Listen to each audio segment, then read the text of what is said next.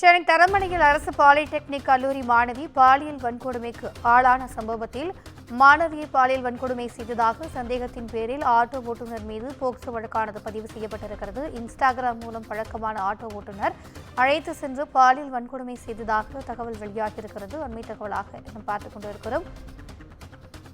சென்னை தரமணியில் அரசு பாலிடெக்னிக் கல்லூரி மாணவி பாலியல் வன்கொடுமைக்கு ஆளான சம்பவத்தில் சந்தேகத்தின் பேரில் ஆட்டோ ஓட்டுநர் ஒருவர் மீது போக்சோ வழக்கானது பதிவு செய்யப்பட்டிருக்கிறது. இன்ஸ்டாகிராம் மூலம் பழக்கமான அவர் அப்பெண்ணை தனியாக அழைத்துச் சென்று பாலியல் வன்கொடுமை செய்ததாக தகவல் வெளியாகியிருக்கிறது.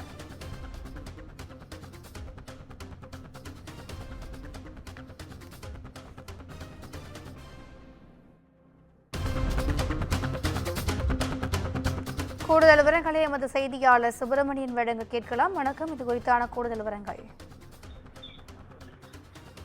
சென்னை தரமணியில் இருக்கக்கூடிய அரசு பாலிடெக்னிக் கல்லூரியில் மாணவி பாலியல் வன்கொடுமை செய்யப்பட்டதாக ஒரு பரபரப்பு தகவல்கள் வெளியாகி சர்ச்சையை கிளப்பியது.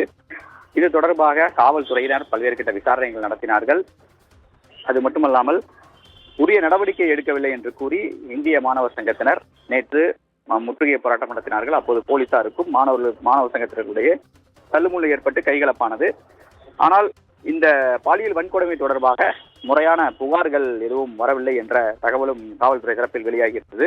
அதன் தொடர்ச்சியாக குழந்தைகள் மற்றும் பெண்களுக்கு எதிரான குற்றத்தடுப்பு பிரிவு போலீசார் நேரடியாக அந்த பாலிடெக்னிக் நேரடியாக சென்று பாதிக்கப்பட்ட மாணவிகளிடம் விசாரணை நடத்தினார்கள். அதன் தொடர்ச்சியாக தற்போது தரமணி அனைத்து மகளிர் காவல்துறையினர் போக்சோ பிரிவின் கீழ் வழக்கு பதிவு ஒன்றை செய்திருக்கிறார்கள். இந்த வழக்கில் யாருக்கெல்லாம் தொடர்பு இருக்கிறது என்ற கோணங்களில் அடுத்த கட்ட விசாரணை நடத்துவதற்காக இந்த போக்சோ சட்ட பிரிவின் கீழ் வழக்கு பதிவு செய்யப்பட்டிருப்பதாக காவல்துறை தரப்பில் தெரிவிக்கப்பட்டிருக்கிறது. ஆட்டோ ஓட்டுநர் ஒருவர் மீது சந்தேகம் எழுந்திருப்பதாக காவல்துறை தரப்பில் சொல்லப்படுகிறது.